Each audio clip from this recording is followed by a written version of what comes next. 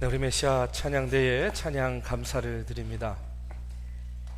저는 지난 한 주간 동안 인도네시아 이규하 선교사님이 사역하시는 자카르타 국제대학 개교식에 참석을 하고 왔습니다. 우리 성도님들께서 함께 동행해 주셔서 그 여정이요 참 기쁘고 감사하고 은혜로운 그런 여정이었습니다.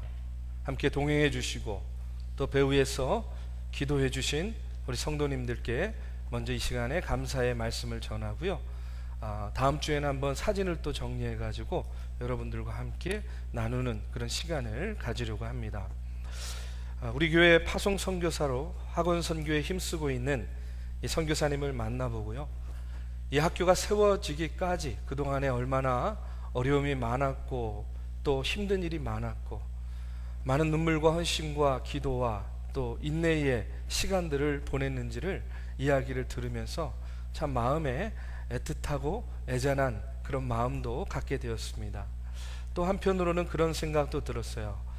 교회가 그동안 파송 선교사라고 해서 선교사를 파송하고 어떻게 보면 너무 신경을 쓰지 못했구나 하는 그런 아쉬움도 있었습니다. 이규하 선교사님 또 그의 사역지인 우리 자카르타 국제대학을 위해서 우리가 이제 앞으로는요 좀 더 관심 갖고 기도하고 선교사님의 귀한 사역을 통해서 그 선교의 열매가 그 학교에 아름답게 맺어지기를 위해서 우리가 함께 다 같이 관심을 갖기를 다시 한번 부탁을 드립니다. 여러분, 무슨 일이든지 지나고 보면 아쉬움이 많이 남는 것 같아요. 이렇게 했었으면 얼마나 더 좋았을까 하는 그런 아쉬움이 있습니다. 저도 지난 8월 한 달 동안 지난 제가 부임해서 이제까지의 그 여정들을 한번 돌아보고 또 스스로 점검하는 그런 시간도 갖고 또 후반기 사역과 내년도 또 130주년 우리가 맞이하게 되는데요. 그 사역들을 어떻게 이제 준비해 나갈 것인가 하는 그런 큰 그림을 그리는 시간을 가졌습니다. 그러면서 먼저 드는 생각은 무엇이었냐면 내가 조금 더 열심히 할 수 있었는데, 내가 무슨 일을 하든지 좀 더 열심히 하나님께 기도할 수 있었는데 그러지 못한 제 자신이요 좀 너무 아쉬웠어요. 먼저는 하나님께 대단히 그런 좀 죄송한 마음이 먼저 들었습니다. 그러면서 앞으로 좀 더 열심히 해야 되겠다 하는 그런 다짐도 다시 한번 갖게 되는 그런 시간들이었어요. 여러분, 저뿐만 아니라 여러분들도 순간순간 지나온 인생의 시간들을 돌아보면 여러 가지 아쉬움도 있고 후회도 있고 회한도 있을 거라고 생각이 됩니다. 그때 그러지 않았으면, 내가 그때 이렇게 했으면 하는 그런 아쉬움들이 있을 거라고 다 생각이 됩니다. 그런데 오늘 본문에 야곱이 나오는데 야곱도요 이제 죽음을 얼마 남겨놓지 않고 자기의 인생을 돌아볼 때에 아쉬움이 많이 남았던 것 같아요. 내가 참 너무나 나 중심적으로 살았구나 하는 그런 후회도 있었을 것이고요. 내가 하나님의 뜻을 조금만 더 분별하고 내가 하나님의 뜻대로 살았다면 내 인생의 내용이 조금 달라질 수 있었을 텐데 하는 그런 아쉬움도 있었던 것 같아요. 이런 인생의 회한 가운데 이제 죽음을 목전에 둔 야곱은요 자기가 죽은 다음에 여전히 남아서 자신의 자리를 지키며 하나님과 관계를 맺어 나아갈 자신의 자녀들에게 이제 마지막 힘을 다해서 그들을 축복하고 또 오늘 본문 말씀에 보면 그들의 삶에 대해서 예언을 하고 있는 그런 내용이 오늘 본문에 나옵니다. 장자인 루벤을 시작해서 한 사람 한 사람 축복하고 또 예언의 말씀을 전하는데 오늘요 말씀에 보면 유다가 나옵니다. 유다. 근데 유다에게 축복하는 내용을 보면 참 이루 말할 수 없는 그런 축복으로 그를 축복하고 있는 것을 보게 돼요. 여러분, 창세기를 읽다 보면 유다는요 별로 그렇게 드러나는 인물이 아니에요. 도드라지게 유명한 인물이 아닙니다. 그런데 유독 오늘 본문 말씀, 특별히 창세기의 이제 마지막 부분에 이르렀을 때에 그렇게 두드러지지 않았던 유다에 대해서 야곱이 축복을 하고 있고 하나님께서 유다를 그렇게 축복하고 있는 것을 보게 됩니다. 왜 하나님께서 이와 같이 유다를 축복하실까? 왜 하나님께서 그를 이 창세기의 마지막에 이르러서 이렇게 도드라지게 축복하고 계시는가? 저는요, 오늘의 말씀을 통해서 오늘 이 유다를 왜 하나님께서 주목하시고 왜 하나님께서 축복하고 계신가 하는 것을 여러분들과 함께 나누며 은혜의 시간을 갖고자 합니다. 여러분, 먼저 8절의 말씀에 보면 야곱이 유다에게 이렇게 이야기를 합니다. 우리 한번 같이 읽어보겠습니다. 너는 내 형제의 찬송이 될지라. 내 손이 내 원수의 목을 잡을 것이며 내 아버지의 아들들이 내 앞에 절하리로다. 소위 말해서 너가 형제들 가운데에 칭송받는 자가 될 것이다. 다른 형제들이 너에게 절할 것이다. 마치 요셉에게 하나님께서 보여준 꿈과 같은 축복을 오늘 유다에게 하고 있는 것을 보게 됩니다. 9절에 보니까 유다에게 뭐라고 이야기하냐면 사자 새끼로다, 이렇게 이야기를 하고 있어요. 이 얘기는 뭐냐면 애기 사자를 말하는 것이 아니라 정말로 젊은 사자와 같이 유다는 힘이 강하고 능력 있는 그런 지파가 될 것이다 하고 이렇게 예언을 하고 있는 겁니다. 10절의 말씀에 보니까 통치자의 지팡이가 그 발 사이에서 떠나지 아니하기를 실로가 오시기까지 이르리니 그에게 모든 백성이 복종하리로다. 또 이렇게 축복을 하고 있습니다. 통치자의 지팡이가 그 발 사이에서 떠나지 않는다 하는 의미가 무슨 의미입니까? 왕권이, 이스라엘의 왕권이 유다 지파를 통해서 계속될 것이다, 이런 예언이에요. 실제로 다윗 왕 이후에 왕권이요 어느 지파를 통해서 이어집니까? 유다 지파를 통해서 그 왕권이 이어지는 것을 보게 됩니다. 근데 중요한 것은요, 10절 하반부에 뭐가 나오냐면 실로가 오시기까지 이르리니 하는 그런 말씀이 나와요. 이 실로라는 말은요, 안식을 주는 사람이라는 그런 뜻이 있습니다. 이스라엘 백성들에게 안식을 주는 이는 누굽니까? 바로 이스라엘 백성들이 기다리는 메시아예요. 그러니까 실로가 오시기까지 이르리니 하는 그런 말씀은 메시아가 오시기까지 유다 지파가 이스라엘을 다스릴 것이다 하는 그런 의미입니다. 앞서도 말씀을 드렸지만 야곱의 아들들 중에서 별로 특별히 두드러지거나 드러나지 않았던 유다였는데 이 창세기 마지막 부분에 이르러서 여러분 이렇게 유다가 두드러집니다. 이렇게 하나님께 큰 축복을 받습니다. 그 이유가 무엇일까? 저는요, 오늘날의 표현으로 말하면 유다가 하나님께 이렇게 주목받고 유다가 하나님께 이렇게 축복받은 이유는 유다는요, 총대를 맬 줄 아는 사람이었기 때문이에요. 여러분, 총대 맨다는 의미가 무슨 의미인지 아시죠? 신앙적으로 표현하면요, 이렇게 표현할 수 있어요. 유다는 십자가를 지는 사람이었다. 총대를 매는 사람, 십자가를 지는 사람, 유다는 바로 그와 같은 사람이었다는 겁니다. 성경의 말씀을 통해서 유다가 총대를 어떻게 맺는가, 어떻게 십자가를 졌는가를요, 조금은 알 수 있습니다. 여러분, 유다는 다른 형제들이 요셉을 죽이려고 할 때에 요셉을 죽음에서 구원해낸 사람이었어요. 창세기 37장 26절에서 27절의 말씀에 보면 이런 말씀이 나옵니다. 유다가 자기 형제에게 이르되 우리가 우리 동생을 죽이고 그의 피를 덮어둔들 무엇이 유익할까? 자, 그를 이스마엘 사람들에게 팔고 그에게 우리 손을 대지 말자. 그는 우리의 동생이요 우리의 혈육이라 하며 그의 형제들이 청종하였더라. 이렇게 나와요. 형제들이 요셉을 죽이려고 합니다. 요셉은요, 절체절명의 위기에 빠져 있습니다. 그 위기의 순간에 누가 나서요? 유다가 나서는 겁니다. 유다가 나서서 동생을 죽이고자 하는 형제들을 설득합니다.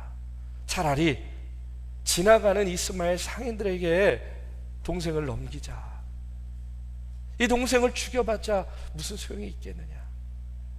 그 유다의 제안으로 인해서 요셉이 죽음을 면할 수가 있게 된다는 그런 이야기예요.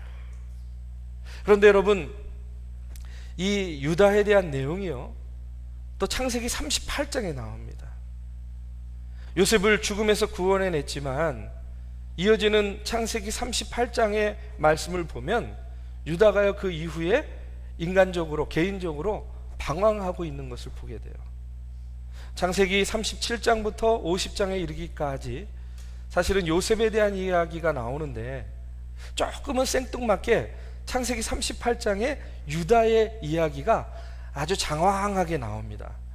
그런데 그 내용이 사실은 좀 이 시간에 말씀드리기에 민망한 그런 내용이에요. 근데 여러분 좀 감당이 되실 거라고 생각해요. 요즘에 하도 막장 드라마가 많으니까 우리가 조금 그런 거에 좀 단련이 돼 있어요. 창세기 38장의 말씀을 잠깐 설명을 드리면 이런 겁니다.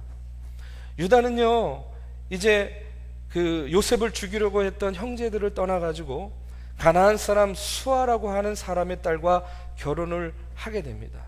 그리고 아들을 셋을 낳게 돼요. 그런데 그 가정생활이 결코 행복하지가 못했습니다. 그 이유가 뭐냐면 큰아들 엘이 다말이라는 여인하고 결혼을 했는데 이내 죽게 돼요. 큰아들이 죽으니까 그때 당시에 풍습에 따라서 둘째 아들이 형수를 거둬야 됩니다. 결혼해야 되는 거예요. 그래서 둘째 아들과 다말이 결혼을 했는데 또 조금 있다가 이 둘째 아들마저도 죽게 되는 거예요. 이제 셋째 아들 남았습니다. 그러니까 야곱의 입장에서는요, 이 며느리 다말에게 셋째 아들을 주고 싶지 않은 거예요. 왜 그런 마음이 들겠습니까? 이제 하나 남은 아들인데 이 아들까지 줬다가 또 죽으면 어떡하겠어요? 충분히 그 마음이 이해가 됩니다. 그래서 다말 보고 집에 가서 기다리라고 이야기해요. 근데 기다리라고만 해놓고 때가 되어도 셋째 아들을 다말에게 주지 않는 겁니다. 이 다말은요, 이러다가는 내가 애도 낳지 못하고 죽게 될 거다 하는 그런 생각이 들어서 계책을 꾸밉니다. 자, 이제부터 막장이 시작됩니다. 어떤 계책이었냐면 이런 거예요. 시아버지가 지나가는 길에 창녀로 변장을 하고 시아버지를 유혹하는 겁니다. 유다는 며느리인 줄도 모르고 그 여인과 관계를 맺게 돼요. 그리고 나중에 그 값을 치르겠다 하면서 증표를 하나 줍니다. 그런데 참 운명도 묘하죠. 그날 다말에게 아이가 들어서게 됩니다. 자, 그와 같은 사실을 전혀 모르는 유다의 입장에서 봤을 때 남편이 없는 며느리가 아이를 갖게 되었어요. 그러니 그때 당시의 풍습으로 보면 어떻게 해야 됩니까? 돌로 쳐서 죽여야 되는 거예요. 이 다말이 이제 돌로 쳐 죽임을 당할 그런 위기에 처해 있을 때에 그 순간에 뭐를 꺼냅니까? 증표를 꺼냅니다. 그 증표를 본 순간 이제 유다가 그 사실을 알게 되는 거예요. 아, 그때 그 여인이 다말이었구나. 그리고 지금 다말의 뱃속에 있는 아이는 누구의 아이예요? 자신의 아이인 것을 알게 되는 겁니다. 며느리가 그리고 그런 행동을 한 까닭이 자기가 셋째 아들을 며느리에게 주겠다고 한 약속을 지키지 않았기 때문에 이런 일을 벌였구나 하는 것 또한 알게 되는 겁니다. 자, 그런데 여러분 한번 이 순간에 한번 생각해 보십시오. 참 부끄럽고 참 수치스러운 일입니다. 이것이 드러나게 된다면. 그렇죠? 그런데 지금 이와 같은 일을 누구와 누구만 알고 있는 겁니까? 시아버지인 유다와 며느리인 다말만 알고 있는 거예요. 둘만 입을 꾹 다물면 이 수치스러운 일은 세상에 알려지지 않습니다. 아니, 유다 스스로 나는 모르는 일이다 이렇게 발뺌하면 누구만 죽으면 끝나는 거예요? 며느리 다말만 돌에 맞아 죽으면 이와 같은 일은 세상에 알려지지 않는 겁니다. 만약에 여러분들이 이와 같은 상황이라면 어떻게 하시겠습니까? 이 부끄럽고 이 수치스러운 일이 드러나서 내가 정말로 망신당하고 그런 일들을 감내하시겠습니까? 아니면 나는 모르는 일이요, 내가 부끄러움과 수치를 당하지 않기 위해서 발뺌하시겠습니까? 아마 여기 계시는 분들은 다 그러지 않을 거라고 저는 믿습니다. 근데 여러분, 오늘 말씀에 보니까 이 유다가요, 이와 같은 상황 속에서 나는 모르는 일이요 이렇게 발뺌하지 않고 여러분 어떻게 처신합니까? 그 순간에 38장 26절에 보면 유다가 그것들을 알아보고 이르되 그는 나보다 옳도다 이렇게 이야기해요. 그 증표를 보고 그 사실을 알고 발뺌하는 것이 아닙니다. 모른 척하는 것이 아닙니다. 모른다라고 책임을 회피하는 것이 아닙니다. 어떻게 해요? 그는 나보다 옳도다. 이 얘기는 뭐예요? 저 여인의 말이 다 옳은 말이다, 사실이다 하는 것을 그가 인정하고 있는 거예요. 솔직히 자기 잘못을 인정하고 그렇게 선언함으로써 누가 삽니까? 누가 살아요? 다말이 산 겁니다. 돌에 맞아 죽을 뻔했던 다말이 목숨을 구하게 되었어요. 근데 여러분, 이게 여기에서 끝나는 게 아니에요. 그래서 이 다말이요, 아이를 낳게 됐습니다. 근데 그 아이를 낳았는데 쌍둥이를 낳았어요. 또 쌍둥이를. 하여튼 야곱이요, 능력의 종인 건 맞습니다. 쌍둥이를 낳았는데 그 아들이 누구냐면 세라와 베레스예요. 그런데 이 베레스의 혈통에서 훗날 누가 나오냐면 다윗이 나옵니다. 다윗의 자손에서 누가 나옵니까? 예수 그리스도가 나오는 거예요. 여러분, 성경을 읽어보면 정말로 놀랍고 기가 막힌 그런 사건들이 나와요. 여러분, 성경이요, 이 폐륜적인 사건을 지금 이렇게 다루고 있는 이유가 무엇이겠습니까? 이 사건을 통해서 유다가 어떤 사람인지를, 그리고 왜 하나님께서 유다에게 이렇게 주목하고 그에게 복을 주셨는지를 우리에게 알게 하시는 거예요. 여러분, 베레스가 태어날 수 있었던 것, 그것은요, 유다가 자신의 잘못을 솔직하게 인정했기 때문에 가능한 일이었어요. 며느리가 나보다 옳도다 선언하면서 그녀를 살려주었기 때문에 그 여인이 아이를 정상적으로 낳을 수 있었다는 겁니다. 하나님께서는 바로 이런 유다를 주목하신 거예요.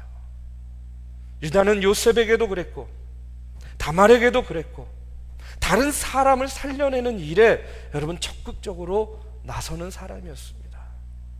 자기 부끄러운 것, 자기 민망한 것 다 드러내고 고백하고 인정하면서도 다른 사람을 살려내는 그런 역할을 했다는 그런 이야기입니다. 이것을 세상적으로 말씀드리면 앞서 말씀드렸듯이 총대 매는 사람이었다는 거예요. 저는요, 저와 여러분이요, 사람을 살리는 일에 쓰임받게 되기를 주님의 이름으로 축원합니다. 여러분, 이것을 신앙적으로 말하면 십자가를 지는 정신입니다. 유다가 하나님의 마음에 들었던 바가 바로 이와 같은 모습이었어요. 또 이어지는 말씀을 보면 여러분, 유다가 기근이 들어서 곡식을 사러 애굽으로 형제들과 내려가게 될 때에 동생 베냐민을 꼭 데려가야 됐어요. 왜 그렇습니까? 총리가 된 요셉이 형들을 시험하고 베냐민을 보고 싶으니까 다음에 올 때 꼭 누구 데려오라 그래요? 베냐민 데려오라 그러잖아요. 베냐민을 데려오고 가야 되는데 아버지 야곱이 베냐민 데려가는 것을요, 완강히 거부합니다. 베냐민만은 절대 데려갈 수 없다는 거예요. 그때 역시 유다가 나서서 아버지 야곱을 설득합니다. 창세기 43장 8절에서 9절 말씀에 보면 유다가 그의 아버지 이스라엘에게 이르되 저 아이를 나와 함께 보내시면 우리가 곧 가리니 그러면 우리와 아버지와 우리 어린 아이들이 다 살고 죽지 아니하리이다. 그를 위하여 내가 담보가 되오리니 아버지께서 내 손에서 그를 찾으소서. 내가 만일 그를 아버지께 데려가다가 아버지 앞에 두지 아니하면 내가 영원히 죄를 지리이다. 이렇게 이야기해요. 여러분, 온 가족을 살리기 위해서 지금 유다가 총대 맵니다. 자기 하나 죽을 각오하고 나서는 거예요. 가족 위해서 희생하겠다고 지금 유다가 나서는 겁니다. 그리고 실제로 곡식을 가지고 돌아오는 길에 또 하필이면 베냐민 곡식자루에서 뭐가 나와요? 은잔이 나오잖아요. 은잔. 그래서 베냐민이 꼼짝없이 붙잡혀 가야 되는 그런 상황에 처했을 때에 44장 14절 이하의 말씀에 보면 역시 또 유다가 나서요. 베냐민만은 돌려보내야 됩니다. 그렇지 않으면 아버지가 죽습니다. 베냐민 대신 그 죄값을 내가 받을 터이니 나를 종으로, 나를 노예로 삼으소서 하고 유다가 또 총대 메고 나서는 것을 보게 돼요. 그 바람에 어떻게 됩니까? 결국은 모두가 살게 되는 거죠. 유다가 하나님 마음에 들었던 것, 하나님께서 유다에게 주목한 이유가 바로 여기에 있다는 겁니다.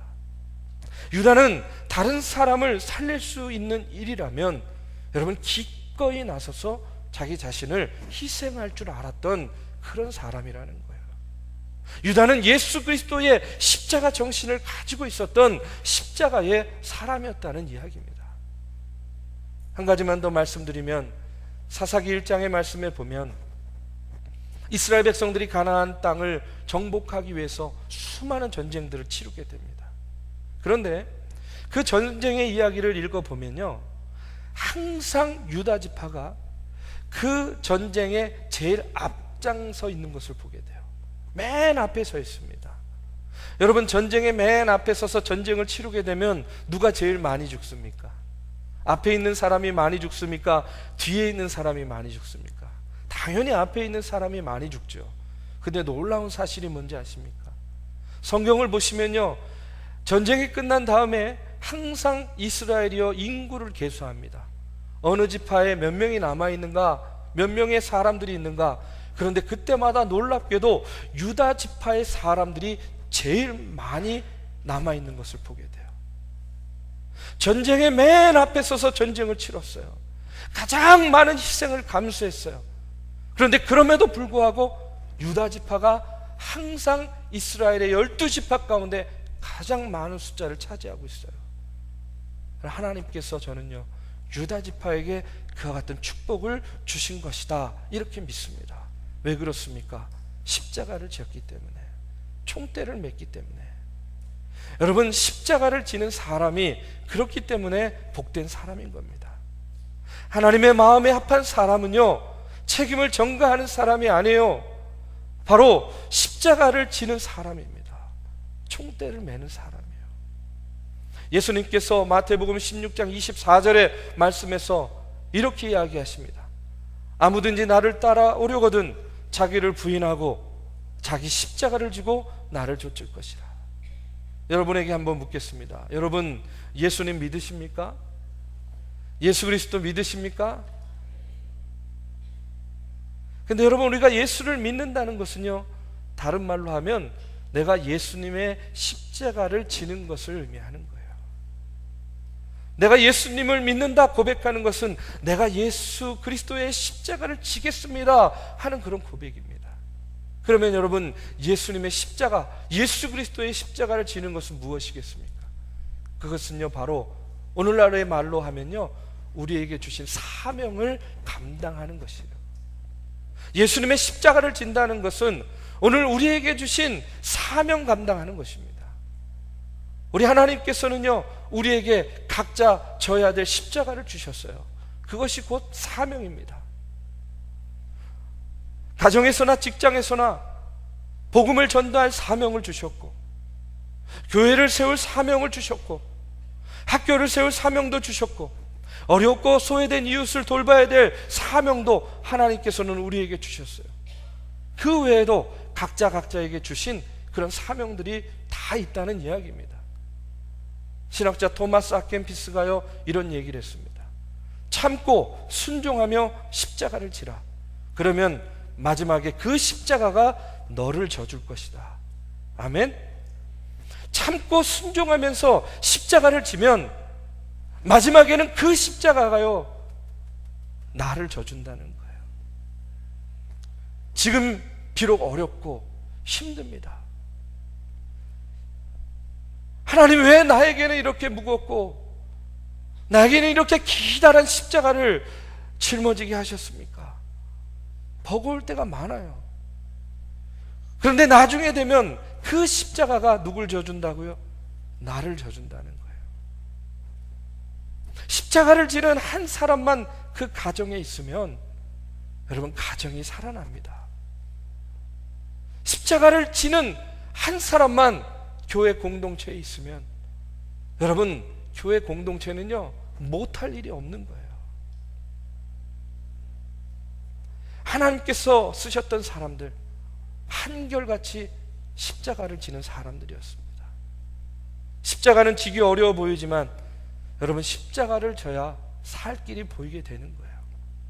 유다는 요셉이 죽을 위기에 빠졌을 때 가만히 있을 수 없었습니다. 베냐민이 도둑으로 몰려 붙잡혔을 때에 역시 자신이 대신 종이 되겠다고 나섭니다. 며느리 다말이 죽을 처지가 되었을 때 자기 살자고 모른 채 하지 않았어요. 이것이 유다 지파가 복을 받은 이유입니다. 이것이 유다 지파가 하나님께 주목받은 이유라는 거예요.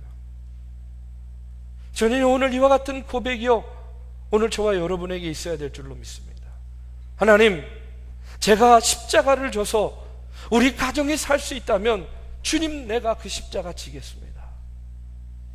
주님, 내가 십자가를 져서 우리 교회 공동체가 정말로 하나님의 뜻 가운데에 사명 감당할 수 있고 변화될 수 있다면 하나님, 내가 십자가 지겠습니다. 내가 총대 매겠습니다. 여러분, 이런 자를요 하나님께서는 결코 외면하지 않는다는 거예요. 우리가 함께 교회를 섬기다 보면 때때로 갈등도 있습니다. 어려운 일도 생깁니다.